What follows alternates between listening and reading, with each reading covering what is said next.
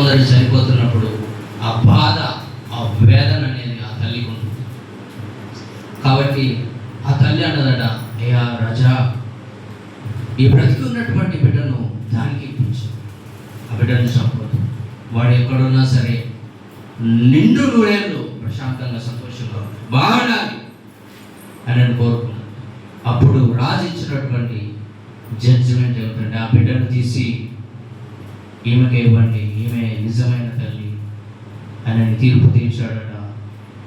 అప్పుడు చుట్టూ ఉన్నటువంటి ప్రజలు ఆశ్చర్యంతో ఆయన చూశారట.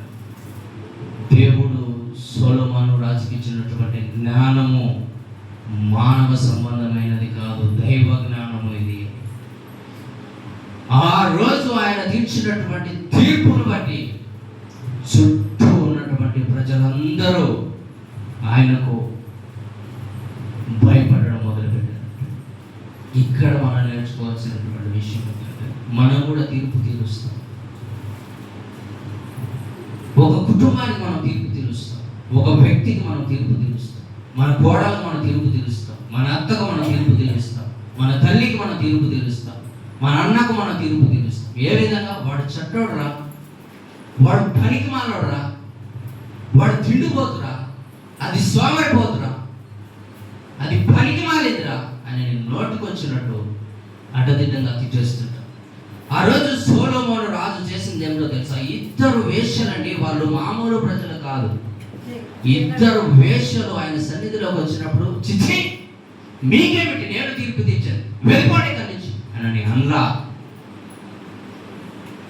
రాజుగా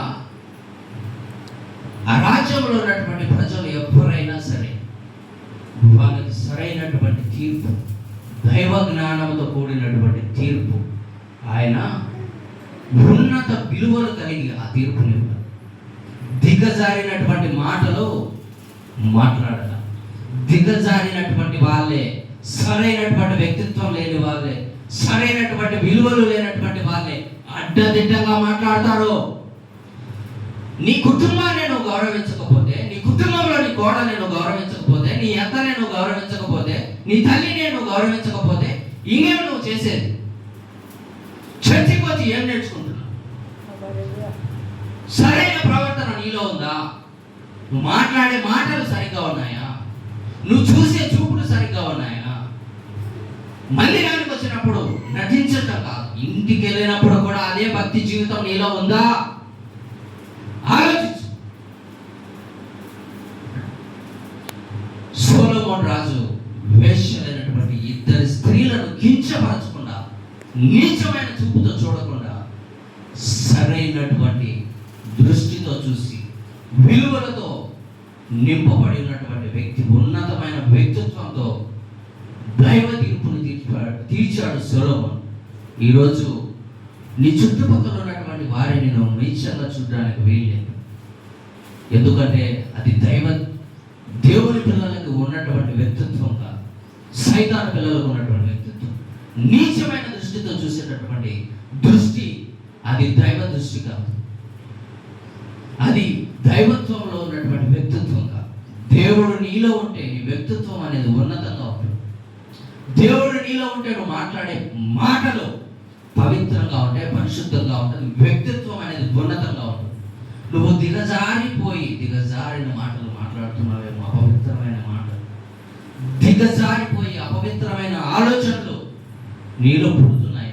కారణం ఏమిటంటే దైవత్వం నీలో లేదు. సొలొమోను ఆ వేశ్యలకు తీర్పు తీర్చినప్పుడు దైవ జ్ఞానంతో తీర్పు తీర్చాడు. కారణం ఏమిటంటే దైవము ఆయనలో ఉన్నాడు కాబట్టి. ముందుకెళ్ళిపోదు. తర్వాత అదే 1వ రాజులో 3వ అధ్యాయం 5వ వచనం.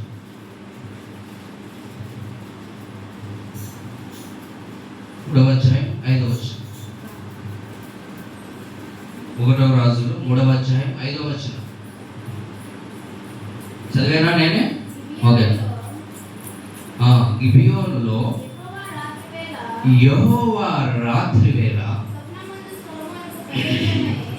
స్వప్నమందు సొలొమోనునకు ప్రత్యక్షమై,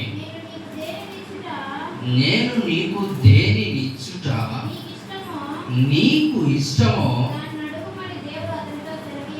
దేవుడు అడుగమని అతనితో సెలవీయగా. చాలు, నేను ఇందాకే చెప్పాను, సొలొమోను ప్రపంచంలో అత్యంత జ్ఞాని అవడానికి కారణం ఏమిటి? సొలొమోను ప్రపంచంలో నేటి వరకు ఆయన ఆస్తిని, ప్రపంచంలో ఉన్నటువంటి ఐశ్వర్యవంతులు ఈనాటికి కూడా క్రాస్ చేయలేకపోతారు. కారణం ఏమిటి? ఆశ. ఏమిటండి? ఆశ. దేవుని సేవ చేయాలనే ఆశ, దేవుని చిత్తాన్ని నెరవేర్చాలనే ఆశ. అక్కడ ఏముంది బాగా గమనించారు. తర్వాత 5వ అధ్యాయం, 3వ అధ్యాయం 5వ అధ్యాయం, యెహోవా రాత్రి వేళ, ఎప్పుడంటే పట్టపగలు కాదు, రాత్రి వేళ స్వప్నమందు కలలో వచ్చి దేవుడు మాట్లాడాడు. కలలో కూడా ప్రార్థన ఎలా చేయగలిగాడంటే ఆయన. ఈరోజు నీకు నాకు కళలు వస్తాయి. ఏ కళలు? బంగారం కొనుక్కున్నట్టు, ఇల్లు కొనుక్కున్నట్టు, బైకులు కొనుక్కున్నట్టు, పోయిన ఆస్తులు తిరిగి వచ్చినట్టు, రకరకాల కళలు. అయితే సొలొమోనుకి దేవుడు కళలో ప్రత్యక్షమై, నేను నీకేమి ఇవ్వాలని నువ్వు ఆశపడుతున్నావు అని నన్ను అడిగినప్పుడు, సొలొమోను, నీ చిత్తాన్ని నెరవేర్చాలని నేను ఆశపడుతున్నాను. నీ చిత్తం నీ ఇశ్రాయేలీయుల ప్రజలను పరిపాలించడం, కాబట్టి నాకు జ్ఞానాన్ని ఇవ్వనండి. ఆశ లోకములో ఉన్నటువంటి నేత్రాశ, శరీరాశ, జీవపు డంపము కాకుండా దేవుని చిత్తాన్ని నెరవేర్చడానికి నీలో ఎంత ఆశ కలిగి ఉన్నావు? మొదటిది ఏం చెప్పానంటే మీకు, అనుకూలమైనటువంటి ప్రార్థన. రెండోది ఏమిటండి? విలువలతో కూడిన భక్తి, శ్రద్ధతో కూడినటువంటి భక్తి, తెగింపు కలిగిన భక్తి. ఇప్పుడు నేను 3వ విషయానికి చెప్పాను, ఏమిటంటే దేవుని సేవ చేయాలనేటటువంటి ఆశ, దేవుని చిత్తాన్ని నెరవేర్చాలనేటటువంటి ఆశ మీకు ఉందా? సొలొమోను నిద్రలో కూడా నీ ప్రజలకు న్యాయం తీర్చాలని నేను ఆశపడతాను, దానికి జ్ఞానాన్ని ఇవ్వండి అని అడిగాడు. దానికి కారణం ఏమిటి? దేవుని పట్ల, దేవుని సేవ పట్ల ఆయనకు ఉన్నటువంటి మహా ఆశ. యేసుక్రీస్తు ఒక మాట అన్నాడు, ఏమిటంటే ఆశ కలిగిన ప్రాణాన్ని దేవుడు తృప్తిపరుస్తాడు. ఈ రోజు నీ ఆశ ఏమిటి? దేవుడు సొలొమోనుకు ఉన్నటువంటి ఆశ కూడా తెలుసా? దేవా, నేను నీ చిత్తాన్ని నెరవేర్చాలని ఆశపడుతుంది. కాబట్టి దేవుడు ప్రపంచంలో మహా జ్ఞానిగా ఆయన నిలబెట్టాడు, మహా ఆస్తిపరుడుగా ఆయనని నిలబెట్టాడు. సంవత్సరానికి సొలొమోనుకు వచ్చే బంగారం ఎంతో తెలుసా? ఉట్టి పుణ్యాన్ని సంపాదించేది కాదు.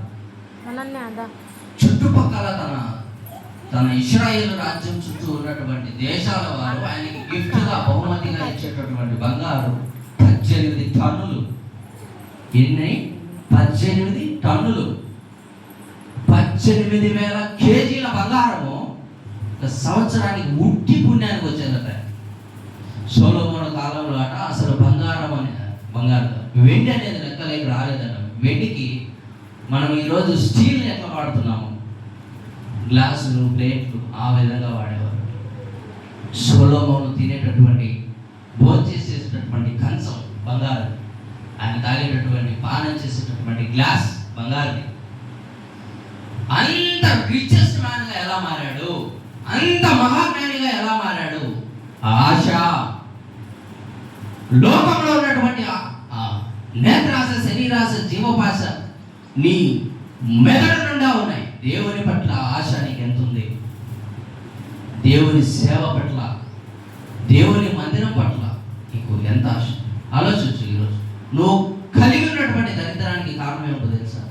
దేవుని సేవ పట్ల నీకు ఆశ, దేవుని పైన నీకు ఆశ లేదు, ఆత్మీయత పైన ఆశ లేదు, వాక్యం పైన ఆశ లేదు, ప్రార్థన పైన ఆశ లేదు, ఆరాధన పైన ఆశ లేదు. దేనిపైన ఆశ లేదు. జీవిస్తున్నావు అంతే, జీవ శవంలాగా. ఆలోచించండి. ముందుకెళ్ళిపోదాం. ఇలా జీవించినటువంటి సొలొమోను రండి, అదే రాజులు 11వ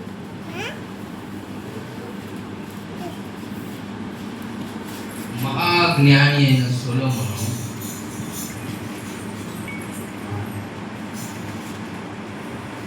ఆయన దెబ్బతిన్నాడు.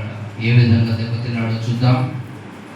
11వ అధ్యాయము 1 నుంచి 8 వచనాలు ఎవరైనా చదివి వినిపించారు. ఎవరు చదవలేదంటే నేను చదువుతాను.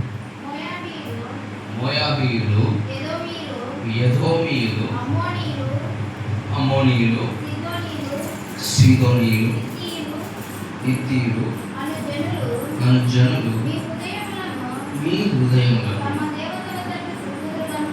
తమ దేవతల తట్టు త్రిపుదురు కనుక వారితో సహవాసం చేయకూడదని, వారిని మీతో సహవాసం చేయనీయకూడదని యెహోవా ఇశ్రాయేలీయులకు సెలవిచ్చాడు. అయితే రాజైన సొలొమోను ఫరో కుమార్తెను గాక ఆ జనులలో ఇంకా అనేక మంది పరస్త్రీలను మోహించి కామాతురత గలవాడై, నేను చదువుతా ఉన్నా, మొదలేసి నేను చదువుతా తెలుసు. కామాతురత గలవాడై వారిని ఉంచుకొని వచ్చెను. అతనికి 700 మంది రాజకుమార్తెలైన భార్యలను 300 మంది ఉపపత్నులను కలిగి ఉండేది. అతని భార్యలు అతని హృదయమును త్రిప్పివేసి, సొలొమోను వృద్ధుడైనప్పుడు అతని భార్యలు అతని హృదయమును ఇతర దేవతల తట్టు తిప్పగా, అతని తండ్రి అయిన దావీదు హృదయం వలె అతని హృదయం దేవుడైన యెహోవా యెడల యథార్థము కాకపోయాడు. సొలొమోను అష్టారోతు అను సీదోనీయుల దేవతను, మిల్కోమను అమ్మోనీయుల హేమైన దేవతను అనుసరించి నడిచాడు. ఈ ప్రకారం సొలొమోను యెహోవా దృష్టికి చెడు నడత నడిచి అతని తండ్రి అయిన దావీదు అనుసరించినట్లు యథార్థ హృదయంతో యెహోవాని అనుసరించలేదు. సొలొమోను కెమోషను మోయాబీయుల హేమైన దేవతకును, మొలెకును మోయాబీయుల హేమైన దేవతకును, అమ్మోనీయుల హేమైన దేవతకును యెరూషలేము ఎదుటనున్న కొండ మీద బలిపీఠములను కట్టించును. తమ దేవతలకు ధూపం వేయించు బలులను అర్పించుచుండునైన పరస్త్రీలైన తన భార్యల నిమిత్తం అతడు ఇలాగూ చేశాడు. బానిస అయిపోయాడు. దేనికి? స్త్రీలు. ఒకరు కాదు, ఇద్దరు కాదు, సుమారుగా 700 మంది రాజులైన రాజకుమార్తెలైన భార్యలు, 300 మంది ఉపపత్నులు, 1000 మంది కూడా సరిపోలేదట. ఇంకా అనేక మందిని, ఎవరైతే కంటికి చూడడానికి ఇంపుగా కనిపిస్తారో, ఎవరైతే కంటికి చూడడానికి అందంగా కనిపిస్తారో వాళ్ళందరినీ ఉంచుకుంటున్నాడట. ఉంచుకోవడమే కాకుండా వాళ్ళు ఆయన హృదయాన్ని తిప్పేశారు. తిప్పేస్తే ఆయన హృదయం దేవుని ఎడల సరిగ్గా లేదట. ఆ 1000 మంది కోసం ఆయన దహన బలులను, దేవునికి ఇష్టం లేనటువంటి విగ్రహారాధనను మొదలుపెట్టేశాడు. ఈరోజు నువ్వు దేనికి బానిస అయి ఉన్నావు? సొలొమోను మహాభక్తుడు, మహాజ్ఞాని. ప్రసంగి గ్రంథం చదివి చూడండి, 12 అధ్యాయాలు. ఆయన జ్ఞానం ఏంటో మీకు తెలుస్తుంది. సామెతలు చదివి చూడండి, 30 అధ్యాయాలు. ఆయన జ్ఞానం ఏమిటో మీకు అర్థమవుతుంది. మహాజ్ఞాని. ఆయన 1000 కీర్తనలు, 3000 సామెతలు రాశాడట. మహాజ్ఞాని, మహాభక్తిపరుడు. ఆయన భక్తి కూడా మనం బీట్ చేయలేం. ఎలానో తెలుసా? ఆయన మందిరం కట్టినప్పుడట, ఆ మందిరం లోపల అంతా బంగారే, బయటంతా బంగారే, కిందంతా బంగారే, పైన సీలింగ్ అంతా బంగారే. ఎందుకు? బంగారం అనేది శ్రేష్టత్వానికి సూచన. దేనికి సూచన? శ్రేష్టత్వం. ఈరోజు దేవుని మందిరం అంటే ఈ 4 గోడలు కాదు, పైన సీలింగ్ కాదు, కింద ప్లాట్ఫామ్ కాదు. నువ్వు దేవుని మందిరం. ఈ మందిరాన్ని ఏ విధంగా కాపాడుకుంటున్నావు? అపవిత్రమైన అలవాట్ల చేత పాడు చేస్తున్నావా?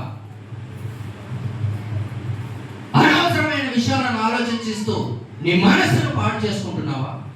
ఏ విధంగా ఈ శరీరాన్ని నువ్వు అపవిత్రపరచుకుంటున్నావు?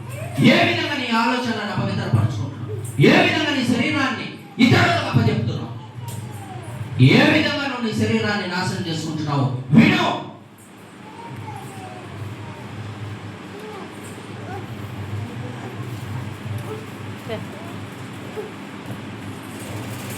ఒకటో కొరింథీ 3:16-17.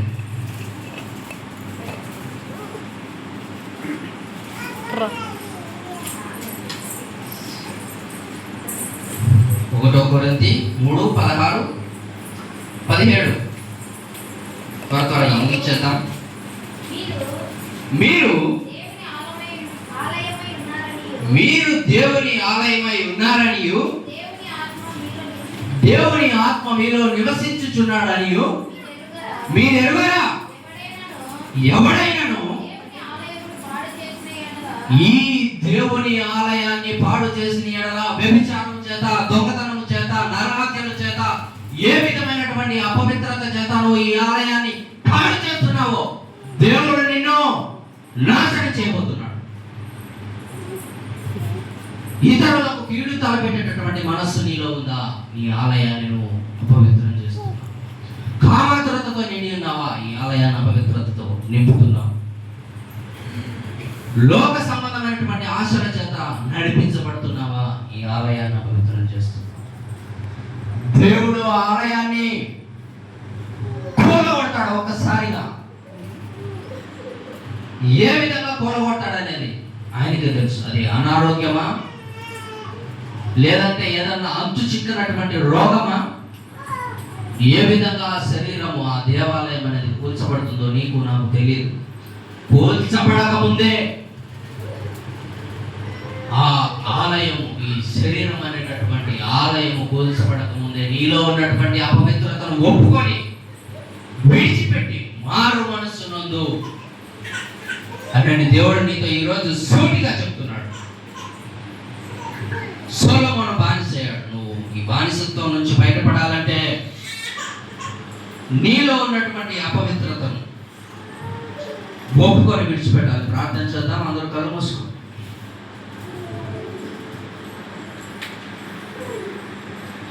త్వరగా మోకరించగలిగినారు మోకరించండి. మహాపరిశుద్ధుడు అయిన తండ్రి, నాయన నీ నామ మహిమార్థమై తండ్రి ఈరోజు నీ సన్నిధిలో నిన్ను ప్రకటించడానికి, నీ వాక్యాన్ని బోధించడానికి మీరు నాకు ఇచ్చినటువంటి ఈ శ్రేష్టమైన అవకాశాన్ని బట్టి స్తుతులు స్తోత్రాలు. ప్రభా, మేము బానిసత్వంలో బంధించబడి ఉన్నాం నాయన. నేత్రాస శరీరాస జీవపు డంబము అనేటటువంటి భయంకరమైనటువంటి బానిసత్వంలో బంధించబడి ఉన్నాం నాయన.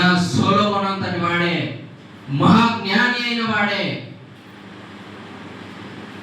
తాను బానిసయ్యాడు ప్రభా. పడక సుఖానికి బానిసయ్యాడు. ఈరోజు మాలో అనేకులు అనేక రకమైనటువంటి అలవాట్లకు బానిసలుగా ఉన్నారు ప్రభా. మరి ఆనాడు సొలొమోను చేసినటువంటి పాపాన్ని బట్టి ఆయన పరిపాలిస్తున్నటువంటి రాజ్యము 2 ముక్కలుగా చీలిపోయింది ప్రభా. ఈనాడు మా కుటుంబాలలో మనశ్శాంతి లేదు. మా కుటుంబాలు విడిపోతున్నాయి, చీలిపోతున్నాయి, నాశనం అయిపోతున్నాయి.